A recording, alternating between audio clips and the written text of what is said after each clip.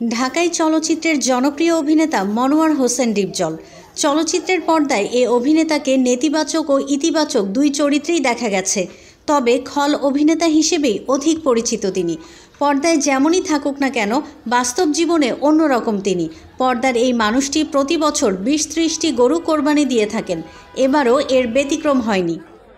পারিবারিকভাবেই ঐতিহ্যবাহী গাবতলীর গরুর হাটের সঙ্গে জড়িত ডিপজল।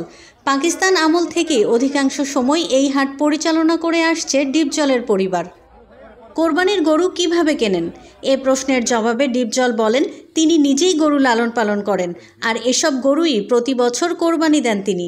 নিজের খামার থেকে ২০ থেকে ৩০টা গরু কোরবানি করেন, হাট থেকে কেনার দরকার হয় না।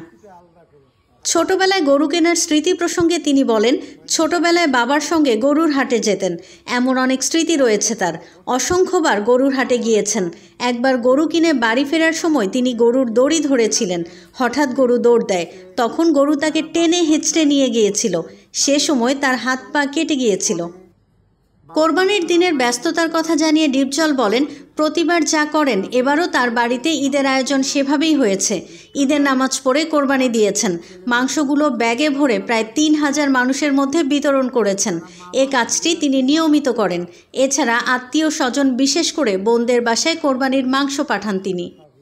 সিনেমার মানুষদের সঙ্গে কোরবানির ঈদ কাটানোর প্রসঙ্গে জানতে চাইলে ডিপজল বলেন, মিরপুরে গরু কোরবানি দেওয়া হয়, সেখানে তার আরও ২ ভাই গরু কোরবানি দেন, তারাও ৮-১০টা গরু কোরবানি দেন। সেখানে সিনেমার পরিচিত ও কাছের মানুষজন আসেন।